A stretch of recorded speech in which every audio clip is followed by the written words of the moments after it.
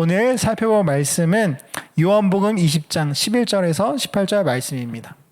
요한복음 20장 11절에서 18절 말씀 우리 함께 보도록 하겠습니다. 네, 함께 교독하도록 하겠습니다. 제가 먼저 읽겠습니다.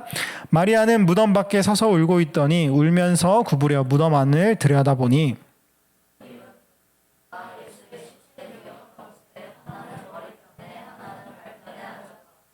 천사들이 이르되 여자여 어찌하여 우느냐 이르되 사람들이 내 주님을 옮겨다가 어디에 두었는지 내가 알지 못함이니이다.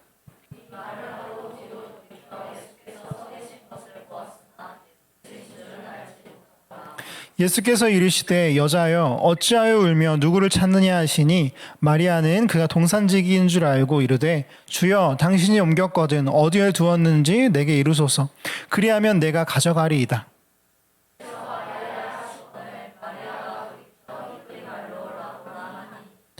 선생이라는 말이라. 네, 예수께서 이르시되 나를 붙들지 말라. 내가 아직 아버지께로 올라가지 아니하였노라. 너는 내 형제들에게 가서 이르되 내가 내 아버지 곧 너희 아버지 내 하나님 곧 너희 하나님께로 올라간다 하라 하시니 가서 제자들에게 내가 주를 보았다 하고 또 주께서 자기에게 이렇게 말씀하셨다. 아멘. 네, 여러분 우리 지난주 이제 고난주간으로 열심히 잘 보냈는데 이번에는 특별히 분당의 다른 6개 교회와 함께하면서 좀 더 풍성하고 다양한 그런 말씀을 또 보냈던 것 같습니다. 그리고 또 고난주간 보냈던 것 같은데요. 아무래도 저는 이제 집회 준비 집회도 참여하기도 했지만 좀 준비를 하는 좀 이게 진행을 맡은 사람이다 보니까 조금 긴장도 했고 그리고 약간 신경 쓸 것이 많았단 말이에요. 그런데 그럼에도 날마다 참 신기하게 각 목사님들을 통해서 주시는 은혜가 정말 감사한 시간이었었습니다. 또 여러분들과 평일에 만나서 좋았습니다. 저를 보신 분들, 그렇죠? 혹시 여러분들은 저를 못 봐도 저는 여러분들을 본 적이 있습니다. 오셨다면 그렇습니다. 그래서 여러분들은 이 고난주간이 어떠셨는지 되게 참 궁금해요. 그래서 여러분들에게 이번 고난주간이 어떤 의미였는지 그리고 어떤 은혜를 받았는지 참 궁금합니다. 그런데 제가 한 가지 걱정되는 게 제가 지난주에 설교를 하고 걱정되는 게 있더라고요. 제가 고난주간을 시작하기 전에 이것은 우리에게 주시는 잔치입니다. 라고 해가지고 여러분들이 고난주간을 너무 이렇게 편하게 잔치처럼 보냈을까봐 하는 그런 걱정이 좀 들긴 하더라고요. 설마 그렇진 않았죠? 막 너무 이렇게 예수님의 고난을 생각하지 않고 너무 이렇게 잔치처럼 물론 이게 잔치가 많긴 한데 너무 잔치처럼 보냈을까봐 걱정이 되긴 하더라고요. 네, 아무튼 그렇지 않았을 거라고 믿습니다. 그리고 아닐 것 같고요. 왜냐하면 제가 이번 주에 꽤나 많은 청년들에게 들었던 이야기가 무엇이었냐면 교회에서도 고난주간이 이렇게 고난주간으로 보냈는데 진짜 실제 내 삶에서도 고난주간이었다라는 그런 이야기를 들었거든요. 내가 살아오는 이 인생이 나의 삶이 고난이었다라는 이야기를 많이 들었어요. 공감이 되시나요? 아닌가요? 제가 참 잘못 들었어요? 아무튼 그런 분들이 있다라고 해요. 그래서 바쁜 사람이 있고 또 고단하고 아니면 외롭고 불안하고 아니면 허무하고 아니 그렇습니다. 물론 성경에서 나온 것처럼 여러 목사님들이 말씀해 주신 것처럼 예수님이 그 지난 주간에 가운데 겪으셨던 그런 고통 이리저리 끌려다니면서 찢기고 모욕당하고 십자가에 피 흘렸던 그런 고통보다는 당연히 덜할 것 같긴 한데 그런데 결국에 이런 죽음을 맞이하셨던 예수님의 그런 죽음보다는 덜할 것 같긴 한데 그래도 우리가 살아갔던 삶이 때로는 정말 고난을 겪을 때가 있습니다. 나의 삶이 고난처럼 느껴지고 그리고 우리가 습관처럼 말하듯이 진짜 죽을 뻔했다. 진짜 다른 말로 목숨을 잃을 뻔했다라고 표현할 정도로 그럴 때가 있었단 말이에요. 그렇게 말할 수도 있을 것 같아요. 그런데요, 여러분, 저는 제가 감히 여러분들의 고난과 고통을 그 죽을 뻔한 느낌을 이해한다라고 안다라고 하진 못하겠지만 그런데 그것이 동의가 됩니다. 정말 그럴 수 있겠다고 그렇겠다라고 생각이 들어요. 여러분 이 세상에는 진짜로 우리에겐 좀 진짜 과장하자면 죽음처럼 다가오는 일들이 있지 않나요? 세상이 우리에게 내리는 사형 선고와 같은 일들이 있어요. 이 세상이 나에게 주는 그런 사형 선고와 같은 일들. 귀하는 이번 전형의 시험에 불합격하셨습니다. 그렇죠? 자격이 충족되지 않아 지원이 어렵습니다. 대출이 거절되었습니다. 이번 중간고사 학점은 D입니다. 전 F보다 D가 더 마음 아프더라고요. 끔찍하죠? 그렇죠? 또는 아니면 연인이 이렇게 말하는 거예요. 이제 나는 널 더 이상 사랑하지 않아. 우리 헤어지자. 주변에 저 사람 주변에서 하는 말들이 저 사람 이렇대 저렇대. 나를 시기하고 모함하는 말들을 합니다. 또는 아니 이렇게 혼나기도 해요. 아니 이것도 똑바로 못해? 너 바보야? 이건 좀 순화해서 말한 거야. 너 바보야? 이렇게 물어보기도 하죠. 게다가 심지어 우리는 우리 스스로에게도 그렇게 하기도 합니다. 나는 안 될 것 같아. 나까짓 게 어떻게 하겠어. 이럴 바에는 그만두는 게 낫지. 와 진짜 죽을 것 같다. 죽는 게 낫겠어. 세상이 친구가 동료가 또 심지어 사랑하는 사람이 가족이 나에게 그렇게 말을 한다는 겁니다. 나까지도 그렇게 나에게 말을 한다는 거예요. 나에게 이 삶의 전반에 걸쳐 사형 선고를 낼 때가 있습니다. 얼마나 철저한지요. 때리고 치고 상처를 다시 한번 꺼내어서 그것을 또 찢고 죽었나? 잘 죽었나? 한번 다시 한번 확인해보자. 또 찌르고. 그렇게 확인 사살까지 합니다. 그러면 그때 우리는 어떻게 해야 할까요? 내 꿈에, 내 미래에, 내 삶에 관계에 내려진 그 죽음으로 인해서 할 수 있는 것이 내가 할 수 있는 방법이 있으면 좋겠지만 그런 것이 없다라고 한다면 그저 울 수밖에요. 그냥 그렇게 당하고 있을 수밖에요. 죽을 수밖에 없습니다. 누군가는 남모르게 울 겁니다. 자기도 모르게 그렇죠. 바로 이것이 죽음이라는 상실이 가져오는 당연한 반응입니다.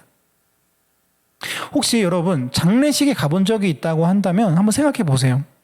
가까우면 그 사람과 가까우면 가까울수록 함께한 시간, 그런 함께 보냈던 그런 시간들이 많으면 많을수록 마음을 많이 쓰고 나누고 그랬다고 하면 할수록 소중하면 소중할수록 더 많이 울고 더 많이 아프고 슬프고 그렇잖아요. 그 사람을 떠나본다는 게 죽음이라는 게 그런 겁니다. 오늘 본문 속에 마리아가 그랬듯이요. 아니 오늘의 본문에 마리아는 더 심각한 상황에 처합니다. 어떤 상황이냐 하면요. 오늘 읽지는 않았지만 본문의 이 위에 부분에 해당하는 20장 1절을 보면 예수님이 십자가에 돌아가시고 예수님의 시신을 안치해둔 그런 무덤이 있었는데 갑자기 그 무덤을 돌문으로 잘 막아놨었는데 돌문이 열려 있고 그리고 예수님의 시신이 없어진 걸 발견하는 거예요. 그러니까 지금 우리로서는 이게 예수님 부활하셨다는 걸 알고 있긴 하지만 지금 마리아로서는 예수님을 잃어버린 상황입니다. 예수님이 죽었다는 것만으로도 마리아는 크나큰 상실감 가운데 있었던 사람인데 무기력 가운데 있었던 사람인데 자기가 예수님을 지키지 못했다. 내가 아무것도 하지 못했다라는 무기력 가운데 있던 사람인데 지금 이제 그분의 장례도 제대로 마무리해주지 못하고 시신조차 잃어버린 상황인 것입니다. 그러고 보니까 오늘 이 마리아에 대해서 좀 설명을 해야 될 것 같아요. 혹시 오해가 있을 수 있을 것 같아서요. 오늘 본문의 마리아는 예수님의 어머니인 마리아가 아니라요. 막달라인 마리아입니다. 이 사람에 대해서 성경은 이렇게 기록을 하고 있습니다. 누가복음 8장 2절에서 한번 제가 하겠습니다. 또한 악귀를 쫓아내심과 병 고침을 받은 어떤 여자들 곧 7 귀신이 나간 자 막달라인이라 하는 마리아와 라고 나오고 있어요. 이 마리아에 대해서 표현하는 것은 사실은 7 귀신이 나간 자 막달라인이라고 나오긴 하는데 그런데 이 사람에 대해서 어떻게 좀 말할 수 있을까? 어떤 사람이라고 생각하면 될까?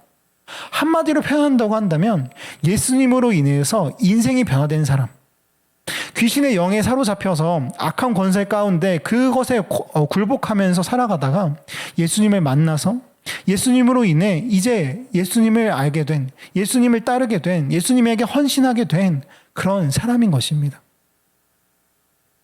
복음서를 읽다 보면요, 이 막달라 마리아가 꽤나 빈번하게 등장하고 예수님의 행적 가운데 있었음을 알 수가 있습니다.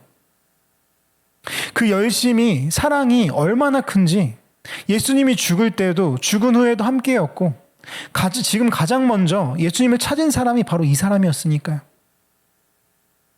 그녀에게 예수님은 구원자였고 선생이었고 누구보다 친한 친구였습니다. 그런데 오늘 그런 자기 인생의 가장 큰 의미였던 예수님을, 아무것도 해보지 못하고 십자가에서 이미 한 번 잃었던 예수님을 오늘 또 다시 한 번 잃게 된 거예요. 상상해 봅니다. 그녀가 느꼈을 슬픔을, 상실을, 그런 아픔을, 죄책감을 가늠이 안 될 정도예요. 그래서 지금 그녀는 아무것도 못하고 서서 울면서 무덤을 다시 한번 살펴보는 거예요. 뭔가 흔적이라도 있을까? 뭔가 단서라도 있을까 하고. 무언가 있었을까요? 오늘 말씀에서 어때요? 뭐가 있었대요? 두 천사가 보입니다. 흔적이라기보다는 바로 두 천사가 있었습니다. 예수님의 머리편과 발편에 쪽에 앉아있던 이 천사들이 여기 이제 이 마리아에게 물어요. 울면서 무덤 속을 살펴보고 있던 마리아에게 이렇게 묻습니다. 여자여, 어찌하여 우느냐? 천사들이 이르되 여자여, 어찌하여 우느냐? 왜 우느냐? 이것에 대해서 마리아가 또 대답합니다. 네, 이 말을 하고 네, 마리아가 제가 대답하는 거 안 적었네요. 네, 이거 왜 우느냐라는 대답에 이렇게 대답합니다. 사람들이 내 주님을 옮겨다가 어디에 두었는지 내가 알지 못함이니이다. 내가 지금 주님을 잃어버렸습니다. 사람들이 어디다 옮겨놓은 것 같은데요. 누군가가 이렇게 옮겨놓은 것 같은데요. 그들이 어디에 두었는지 모르겠습니다.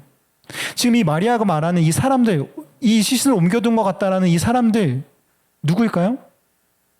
바로 예수님을 박해하던 사람들, 예수님을 적대하던 사람들이겠죠. 종교 지도자들 또는 그 종들, 로마의 지배제 계층, 병사들, 아니면 예수를 못 박으라고 외쳤던 그런 민중들, 즉 세상에게서 말입니다. 즉 세상에게서 나는 지금 또 한 번 예수님을 뺏겼습니다. 내 삶의 의미를 또 한 번 잃어버렸습니다. 또 나는 그것을 지키지 못했습니다. 여러분, 저는 이 장면에서 아까 말했던 우리의 모습과 좀 겹쳐 보이는 것 같아요. 때때로 세상은 우리에게 앞서 말했던 것과 같은 그런 죽음을 고합니다. 사형 선고를 내려요. 너 실패했지? 너 불합격이지? 너 버림받았지? 너는 별거 아니야. 너는 평생 안 돼. 하나님이 있다고? 웃기지 마. 너 꼴을 봐. 그리고 여기서 더 놀라운 것은 무엇이냐면요. 그들은 정말로 그 사형 선고를 내릴 수 있는 힘이 있다라는 거예요. 이 세상 가운데 그들은 진짜 이 사형 선고를 내릴 수 있을 만큼의 권력과 힘과 돈이 있고 그런 것을 할 수 있는 정치력 등이 있습니다. 한편으로 사회적 정치적 권력이 있는 소위 말하는 주류 세력이라서 그것을 실현시킬 힘이 있다라는 거예요. 그리고 나아가서 그들의 그런 생각과 그런 자신들이 내린 그런 선고를 우리에게 강제하기까지 해요. 스스로 그렇게 생각하도록, 나 자신도 그렇게 생각하도록, 끝났다, 망했다, 죽었다, 그렇게 우리 스스로도 결론 짓게 합니다. 그래서 그럼 우리가 어떻게 할 수밖에 없다고요? 할 수 있는 게 없으면 우리는 그냥 울 수밖에 없다고요. 무너질 수밖에 없다고요. 마리아처럼. 어찌하여 우느냐? 라고 물으면 잃어버린 것들에 대해서 말하면서 이러이러해서 웁니다.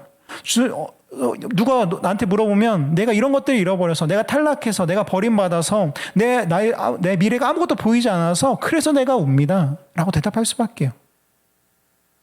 그런데 여기서 잠깐 이 질문을 다시 한번 돌아봅시다. 어찌하여 우느냐? 천사들은 마리아가 왜 우는지를 궁금해서 이걸 물어본 걸까요? 그것이 궁금해서, 왜 우는지 그 이유가 궁금해서 물어본 걸까요? 아니죠. 천사는 마리아가 왜 우는지, 어떤 이유로 우는지 궁금한 게 아니었을 겁니다. 그 뒤에 이어지는 말씀이거든요. 이 말을 하고 뒤로 돌이켜 예수께서 서 계신 것을 보았으나 예수인 줄 알지 못하더라. 분명히 마리아가 말했어요. 예수님을 잃어버렸다고. 그런데 예수님을 잃어버렸다고 말했던, 그래서 울고 있다라고 말했던 그 마리아 바로 뒤에 누가 계셨어요? 예수님이 계셨어요. 그래서 예수님도 지금 또 다시 마리아에게 묻습니다. 여자여, 어찌하여 울며 누구를 찾느냐? 왜 우는지 물어보는 게 아니에요. 누가복음에서는 좀 더 적나라하게 묻습니다. 누가복음 24장 5절입니다. 어찌하여 살아있는 자를 죽은 자 가운데서 찾느냐? 왜 살아있는 자를, 예수님은 살아나셨는데 왜 죽은 자 가운데서 무덤에서 지금 나를 찾고 있느냐라고 물어보는 거예요. 그렇습니다, 여러분. 오늘 하고 싶은 이야기가 바로 이 이야기예요. 여러분, 무덤은 비었습니다. 예수님이 무덤에 계시지 않아요. 예수님은 무덤에 계시지 않아요. 세상은, 당시 지도자들은, 권력자들은 예수님에게 사형 선고를 땅땅땅 내리고 그분을 진짜 죽이기까지 했지만 예수님은 그냥 그저 그렇게 죽음에 머물러 계시지 않았어요. 무덤에 가만히 계시지 않았습니다. 그분이 몇 번이고 말씀하셨던 것처럼 제자들에게, 백성들에게, 자신을 따르던 사람들에게 몇 번이나 말씀하셨던 것처럼 사흘 만에 부활하셨습니다. 무덤은 비워버렸어요. 비워버린 무덤에서, 사망에서 예수님을 찾는다고 찾아질 리가 없습니다. 그리고 그렇게 이 사실을 오늘 자신을 찾아온 이 마리아에게 예수님이 알려주십니다. 다시 한번 알려주십니다. 예수, 자신을 죽은 줄로 알아서 이젠 어떻게 살지? 내 삶을 바꾸고 내 인생을 바꿔줬던, 나의 전부였던 예수님을 잃고 이제 내가 어떻게 살아야 하지? 고민에 빠진, 상실에 빠진, 슬픔에 빠진 마리아를 부르세요. 아까는 그저 여자여 라고 예수님이 불렀다면 이제 그 온전한 사랑을 담아서 이렇게 말을 합니다. 마리아야, 마리아야. 마리아는 돌이켜서 또 말을 합니다. 몸도 마음도 확 돌이켜서, 예수님께로 돌이켜서 이렇게 말을 합니다. 라보니, 선생님이요.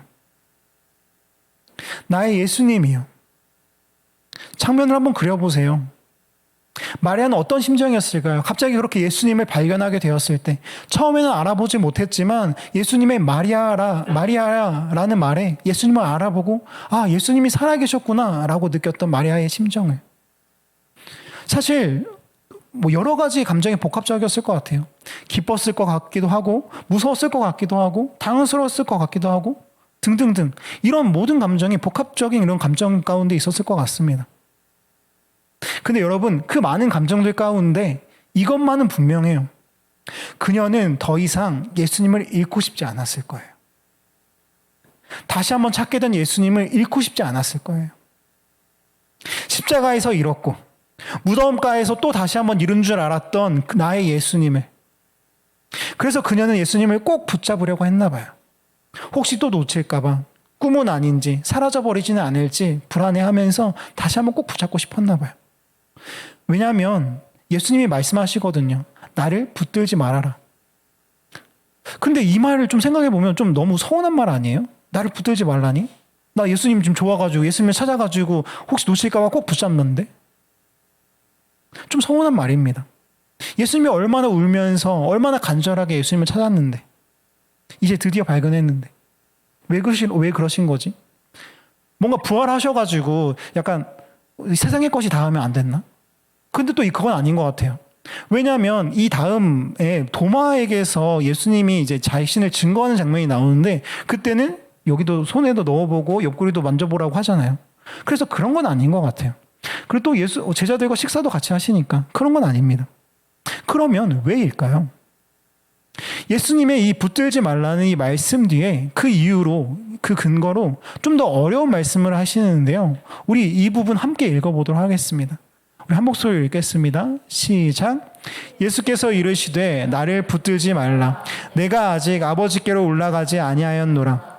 너는 내 형제들에게 가서 이르되 내가 내 아버지 곧 너희 아버지, 내 하나님 곧 너희 하나님께로 올라간다 하시니. 이유가 뭐래요? 내가 아직 아버지께로 올라가지 아니하였기 때문이래요. 아버지께로 올라가지 아니하였기 때문이래요. 그리고 또 가서 전하래요. 어떤 거를? 형제들에게 가서 내가 내 아버지 곧 너희 아버지, 내 하나님 곧 너희 하나님께로 올라간다고. 좀 어려운 것 같기도 해요. 이해가 되는 것 같기도 하지만 좀 어려운 것 같기도 해요. 무슨 말이냐면요, 아니면 좀 그냥 그런가 보다 하고 넘어갈 수 있는 말이겠지만, 그런데 지금 예수님께서 엄청나게 놀라운 말씀을 하고 계신 거예요. 마리아야, 나를 붙잡지 말아라. 내가 아직 아버지께로 올라가지 않았다. 지금 당장은 내가 사라지는 것이 너가 사랑한, 너가 스승으로 여기고 친구로 여기고 전부로 여겼던 내가 올라가는 것이 죽음으로 생각이 되고 이별과 상실으로 생각이 되겠지만, 아니다. 사라지는 것이 아니라 올라가는 것이다. 지금 이대로는 너가 혼자 어두운 곳에 갇히거나 어려움을 겪을 때, 아픔과 궁핍과 절망 가운데, 그 가운데 있을 때 내가 곁에서 할 수 있는 것이 한계에 있지만, 제한되지만 올라가면 내가 승천하면 보혜사 성령을 너에게 줄 것이고 그때 되면 내 곁에 영원히 있을 수 있다. 그 친밀하고 놀라운 교제가 너의 것이다. 그 무엇도 너에게서 나를 빼앗지 못할 것이다 라고 하는 장면이거든요. 그 죽음까지도 너에게서 나를 빼앗지 못할 것이다 라고 말하고 있어요. 그러면서 또 이렇게 말씀하세요. 그래, 사랑하는 자야, 내가 한 일이 바로 이것이다. 내가 죽음에서 다시 한번 부활하여서 생명이 되어서 내 아버지가 이제 너희의 아버지가 되었고 내 하나님이 이제 너희의 하나님이 된 것이다. 그리고 이제 가라. 이 사실을 너만 알지 말고 많은 사람들에게, 다른 사람들에게, 너의 형제들에게, 너희 주위에게, 너의 가족들에게 바로 이 기쁨을 알려주어라 라고 하시는 거예요. 사랑하는 우리 세우신 청년부 여러분, 이제 말씀을 맺어보려고 합니다. 세상을 살아가는 우리에게 정말로 고난이 찾아오고 슬픔이 찾아오고 어떤 것들은 진짜 세상에서 나에게 내리는 사형 선고와 같이 내 인생에서 내게 소중한 것들에 대해서 죽음을 선포할 수도 있어요.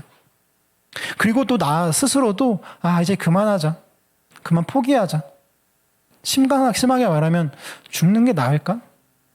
라고 생각할 수도 있어요. 힘들 거고 아플 거예요. 정말 동의합니다.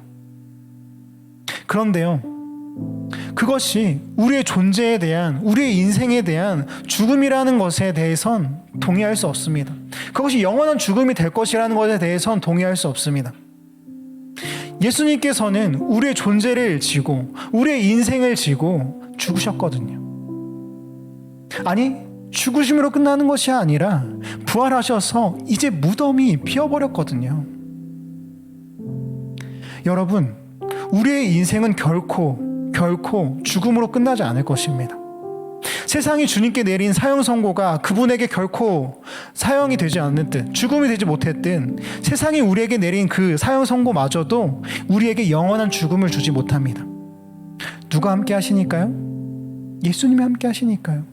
죽으신 예수님이 아니라 죽었다가 살아나신 예수님이 우리와 함께 하시니까요. 주님의 아버지가 이제 우리의 아버지가 되었습니다. 주님의 하나님이 이제 우리의 하나님이 되었습니다. 우리의 신분과 존재와 인생이 변화한 것입니다. 그러니 여러분, 더는 무덤가를 기웃기웃거리지 마세요. 세상이 내린 사형 선고에 죽어버린 것들에 대해서 아쉬워하지도 말고 울지도 마십시오. 그저 오늘 다시 한번 생명을 바라보기 원합니다. 오늘 이 예수께서 부활하신 이 부활주의 가운데 다시 한번 그 죽음을 이기고 우리에게 찾아오셔서 우리의 이름을 따뜻하게 불러주시고 우리에게 다시 한번 꿈을, 사명을, 나아가야 할 방향을 알려주시는 그런 주님께 돌아서서 내 몸도 내 마음도 돌아서서 주님이 말씀하신 것처럼 그 기쁨을 전해봐요. 그것을 전해봐요. 이 아름다운 생명의 소식을. 막달라 마리아가 가서 제자들에게 내가 주를 보았다 하고 또 주께서 자기에게 이렇게 말씀하셨다 이르니라. 내가 주님을 보았다. 주님이 살아나셨다. 이제 내가 하나님의 자녀로 영원히 살게 되었다. 더는 울지 않으리라. 그 기쁨을 빼앗기지 아니하리라. 아멘. 아멘. 주님의 생명이, 우리의 인생이 가득한 줄 믿습니다. 그렇게 하실 줄, 주님께서 우리에게 그렇게 해주실 줄 믿습니다. 아멘.